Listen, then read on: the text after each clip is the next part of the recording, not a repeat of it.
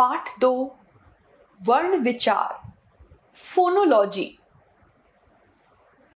बच्चों, वर्ण पर विचार करने से पहले ध्वनि के विषय में जानना आवश्यक है।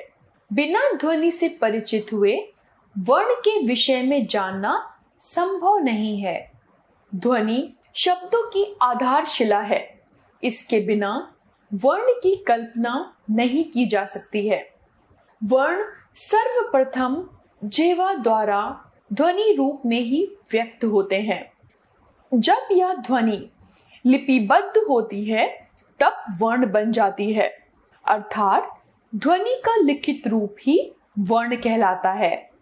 वर्ण को ध्वनि चिन्ह भी कहते हैं। उदाहरण स्वरूप हम अंग्रेजी के इंच और हिंदी के इंच शब्द में ध्वनिगत अंतर नहीं है, परंतु लिखित रूप में दोनों के वर्णों में अंतर है। इसमें ध्वनिगत भेद न होने पर भी वर्णों में अंतर है। इस प्रकार ध्वनि बोलने और सुनने में आती है, परंतु वर्ण लिखने में प्रयुक्त होते हैं। इस प्रकार छोटी से छोटी वाक् ध्वनि को वर्ण कहते हैं। नीचे कुछ उदाहरण चित्र सहित दिए गए हैं, इन्हें पढ़िए और समझिए। यीशु आम खाता है, ये एक वाक्य है। इनमें प्रयुक्त शब्द हैं, जैसे यीशु आम खाता है। इन शब्दों का वर्ण विन्यास करने पर यीशु बराबर य जमा ई जमा श जमा ऊ, आम बराबर आ जमा म जमा अ, खाता बराबर ख जमा आ जमा त जमा आ, है बराबर ह जमा ए। अब इनके और छोटे टुकड़े नहीं किए जा सकते हैं। इन्हीं छोटे से छोटे टुकड़ों को वर्ण कहते हैं। अतः भाषा की सबसे छोटी इकाई जिसके और टुकड़े नहीं किए जा सकते उसे वर्ण कहते हैं। उदाहरण के लिए ऊपर दिए गए शब्दों में हम यीशु को लेते हैं। इस शब्द में दो ध्वनियां हैं, यी और शु। इनके भी खंड हो सकते हैं, य जमा ई श जमा ऊ। इन ध्वनियों के और टुकड़े नहीं किए जा सकते, इसलिए ये मूल ध्वनियां वर्ण या अक्षर हैं। विशेष वर्ण को प्रायः अक्षर भी कहा जाता है। वर्ण भाषा की लघुतम इकाई है। वर्णों से ही शब्द का निर्माण किया जाता है। चलिए पढ़ते हैं क्या है वर्णमाला। वर्णमाला शब्द वर्ण और माला के मेल से बना है, जिसका अर्थ है वर्णों की माला, अर्थात वर्णों का समूह। वर्णों के व्यवस्थित तथा क्रमबद्ध समूह को वर्णमाला कहते हैं। वर्णों के भेद। वर्णों के दो भेद होते हैं, पहला स्वर, दूसरा व्यंजन। पहला स्वर। जिन वर्णों के उच्चारण में हवा बिना रुके मुंह से बाहर आती है तथा जिनके उच्चारण में अन्य वर्णों की सहायता नहीं लेनी पड़ती है, उन्हें स्वर कहते हैं। हिंदी में 11 स्वर होते हैं जो निम्नलिखित हैं: अ, आ, ई, उ, री, ए, ओ, औ। चलिए पढ़ते हैं स्वर के भेद। स्वर के 3 भेद हैं। पहला हास्य स्वर। जिन स्वरों के उच्चारण में सबसे कम समय लगता है उन्हें हास्य स्वर कहते हैं। हास्य स्वर संख्या में 4 होते हैं, जैसे अ, ई, उ तथा री। दूसरा है दीर्घ स्वर। जिन स्वरों के उच्चारण में हास्य स्वर से 2 गुना समय लगता है उन्हें दीर्घ स्वर कहते हैं। दीर्घ स्वर संख्या में 7 होते हैं, जैसे आ, ई, उ, ए, ओ तथा औ। तीसरा है प्लुत स्वर। जिस स्वर के उच्चारण में ह्रस्व स्वर से 3 गुना समय लगता है उसे प्लुत स्वर कहते हैं। इसका प्रयोग किसी को पुकारने के लिए किया जाता है। इसका चिन्ह ये है, जैसे ओम, हे आदि। हिंदी में प्लुत स्वरों का प्रयोग लगभग लुप्त हो चुका है। स्वरों की मात्राएं। स्वर वर्णों का प्रयोग 2 तरह से किया जाता है। पहला है मूल रूप से। चलिए पढ़ते हैं मूल रूप से। जब कोई शब्द किसी स्वर वर्ण से शुरू होता है तब उसे मूल रूप में लिखा जाता है, जैसे अजगर, आज, इमली, ईश्वर, उमंग, ऊन आदि। दूसरा है मात्रा के रूप में। चलिए पढ़ते हैं मात्रा के रूप में। मात्रा के रूप में व्यंजन वर्णों के साथ स्वरों का प्रयोग उनकी मात्राओं के रूप में किया जाता है, जैसे पुकार। यहाँ ऊ का प्रयोग छोटे ऊ की मात्रा के रूप में तथा बड़ा आ का प्रयोग उसकी मात्रा बड़े आ की मात्रा के रूप में हुआ है।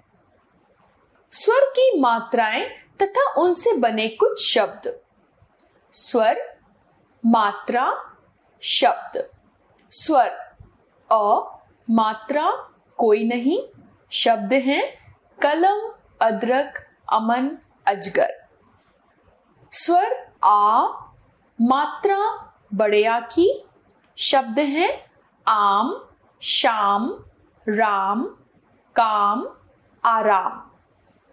स्वर है ई, मात्रा है छोटी ई की, शब्द हैं इधर, किरण, सितार, चिराग। स्वर है बड़ी ई, मात्रा है बड़ी ई की, शब्द हैं ईश, गीता, चील, नदी, कील। स्वर है छोटा ऊ, मात्रा भी है छोटे ऊ की, शब्द हैं उपकार, दुलार, सुबह, रुपया। स्वर है बड़ा ऊ, मात्रा है बड़े ऊ की, शब्द हैं ऊपर, कूप, धूप, कबूतर। स्वर है री, मात्रा है री की, शब्द हैं ऋषि, कृष्ण, पृथ्वी, घृत, नृप। स्वर है ए, मात्रा है छोटे ए की, शब्द हैं एकता, केशव, रेखा, सेवक, केसर। स्वर है ए, मात्रा है ए की, शब्द हैं ऐश्वर्य, पैसा, चैन, चैत। स्वर है ओ, मात्रा है ओ की, शब्द हैं ओखली, गोला, गोदाम, कोयल। स्वर है औ, मात्रा है औ की, शब्द हैं औरत, पौधा, कौन, मौन। और भी जाने। अनुस्वार। जिस स्वर का उच्चारण केवल नाक से किया जाता है उसे अनुस्वार कहते हैं, जैसे बंदर, चंदन, गंगा, अंडा आदि। इसका प्रयोग पंचमाक्षरों अंगा, इया, अड़ा, न और म के स्थान पर किया जाता है, जैसे मंदिर, मंदिर, नंदन, नंदन, गंगा, गंगा। अगला है अनुनासिक। अनुनासिक ध्वनियों का उच्चारण नाक और मुंह दोनों के सहयोग से होता है। इसे चंद्रबिंदु कहते हैं, जैसे आंख, चांद, गांव, 5 आदि। जिन शब्दों में शीरो रेखा के ऊपर मात्रा लगी होती है उनमें इसका प्रयोग बिंदु के रूप में किया जाता है, जैसे मैं, तोंद, गोंद, है आदि। अगला है विसर्ग। विसर्ग का उच्चारण हा के समान होता है। इसका प्रयोग संस्कृत शब्दों के साथ आहा के रूप में किया जाता है, जैसे अतः, स्वतः, प्रायः, पूर्णतः आदि। अनुस्वार अंग और विसर्ग आहा को अयोग वह भी कहते हैं। नंबर 2, व्यंजन। जिन वर्णों का उच्चारण स्वरों की सहायता से किया जाता है उन्हें व्यंजन कहते हैं। इनका उच्चारण करते समय आगे या पीछे किसी न किसी स्वर की मदद की आवश्यकता होती है। व्यंजन वर्णों की संख्या 33 है। कवर्ग, क, ख, ग, घ, अंगा। चवर्ग, च, छ, ज, झ, इया। टवर्ग, ट, ठ, ड, ढ, अणा। तवर्ग, त, थ, द, ध, न। पवर्ग, प, फ, ब, भ, म।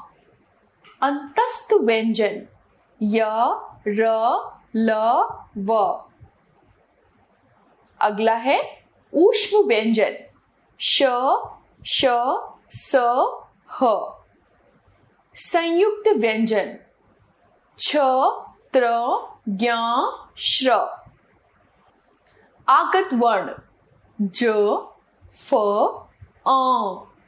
अन्य डा और ढ। चलिए पढ़ते हैं व्यंजनों के भेद। व्यंजनों का उच्चारण करते समय मुख से निकलने वाली वायु में रुकावट आती है। इस रुकावट के आधार पर ही व्यंजन 3 प्रकार के होते हैं। पहला है स्पर्श व्यंजन। चलिए पढ़ते हैं स्पर्श व्यंजन। इन व्यंजनों का उच्चारण करते समय मुंह से निकलने वाली हवा उच्चारण स्थान को छूकर निकलती है, अतः ये स्पर्श व्यंजन कहलाते हैं। का से लेकर मा तक स्पर्श व्यंजन है। दूसरा है अंतःस्थ व्यंजन। चलिए पढ़ते हैं अंतःस्थ व्यंजन। अंतःस्थ व्यंजन इनका उच्चारण स्वर एवं व्यंजन के बीच होता है। इनका उच्चारण करते समय जीभ मुंह के किसी भाग को स्पर्श नहीं करती। अंतस्थ व्यंजनों की संख्या 4 है। ये व्यंजन हैं जैसे य, र, ला और व। तीसरा है ऊष्म व्यंजन। चलिए पढ़ते हैं क्या है ऊष्म व्यंजन। ऊष्म व्यंजन इन व्यंजनों के उच्चारण के समय मुख में वायु का टकराव होने से ऊष्मा गर्मी पैदा होती है। इनकी संख्या 4 है, जैसे श, श, स और ह। ऊष्म व्यंजन है। अगला है संयुक्त व्यंजन। 2 व्यंजनों से मिलकर बना नया व्यंजन संयुक्त व्यंजन कहलाता है। छ, त्र, ज्ञ तथा श्र संयुक्त व्यंजन है। इनसे बने कुछ शब्द निम्नलिखित हैं। छ, क जमा श जमा अ, जैसे क्षमा, परीक्षा, क्षत्रिय, परीक्षक, कक्षा। त्र, त जमा र जमा अ, जैसे छात्र, त्रिकोण, त्रिभुज, विचित्र, त्रिलोक, पत्र। अगला है ज्ञ। ज जमा य जमा अ, जैसे ज्ञात, विज्ञान, वैज्ञानिक, ज्ञान, विज्ञापन। अगला है श्र। श जमा र जमा अ बराबर जैसे श्रम, परिश्रम, श्रमजीवी, आश्रम, श्रवण। अगला है द्वित्व व्यंजन। जब एक ही प्रकार के दो व्यंजनों का मेल होता है तो उसे द्वित्व व्यंजन कहते हैं। जैसे त जमा त बराबर तत्, जैसे पत्ता, छत्ता। च जमा च बराबर चच, जैसे कच्चा, सच्चा। ज जमा ज बराबर जज, जैसे सज्जन, छज्जा। ट जमा ट बराबर टट, जैसे पट्टी, फट्टा। न जमा न बराबर नन, जैसे प्रसन्न, सुन्न। अगला है क जमा क बराबर कक, जैसे पक्का, चक्का। अगला है संयुक्ताक्षर। एक व्यंजन स्वर रहित और दूसरे स्वर सहित व्यंजन का मेल होने पर उसे संयुक्ताक्षर कहते हैं। जैसे क जमा य बराबर कै, जैसे क्यारी। न जमा य बराबर न्य, जैसे न्याय। ख जमा य बराबर ख्य, जैसे ख्याति। द जमा ध बराबर दद, जैसे अशुद्ध। रा के विभिन्न रूप। रा जब स्वर रहित होता है तो अपने से अगले वर्ण के ऊपर लगता है।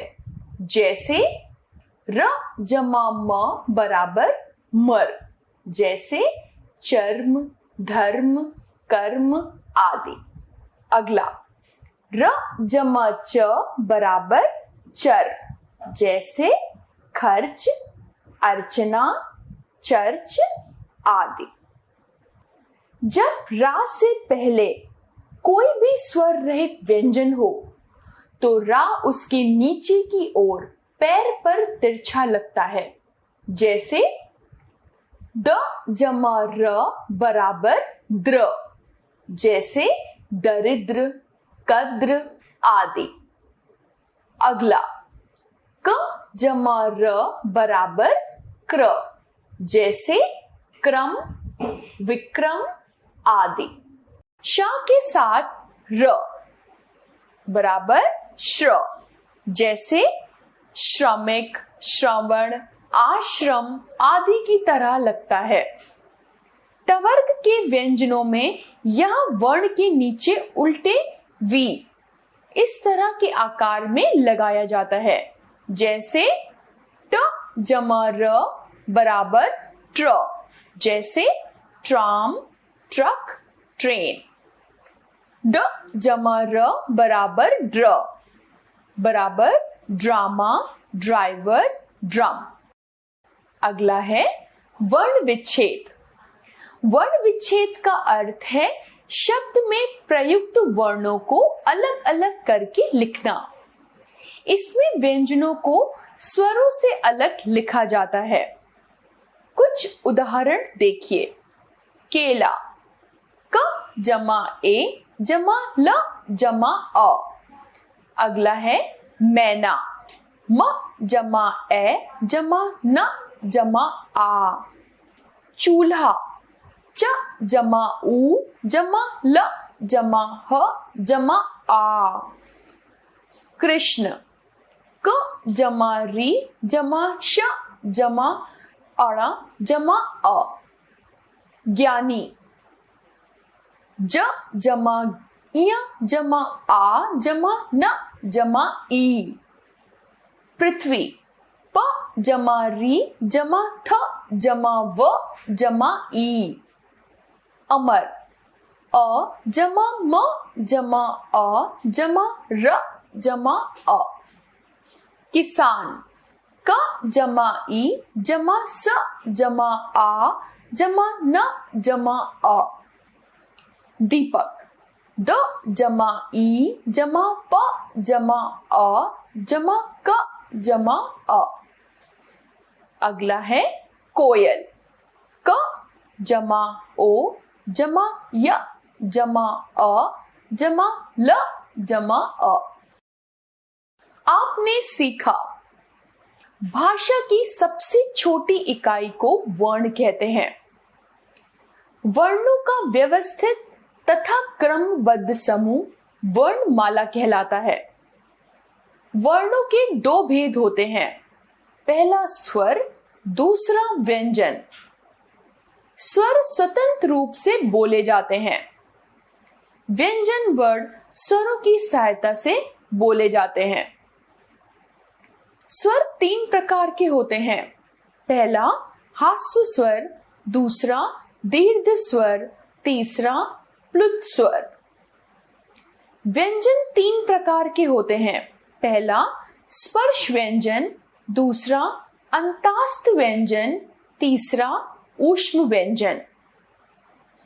दो स्वर रहित व्यंजनों के आपस में मिलने पर संयुक्त व्यंजन बनते हैं। शब्द के वर्णों को अलग अलग करना वर्ण विच्छेद कहलाता है।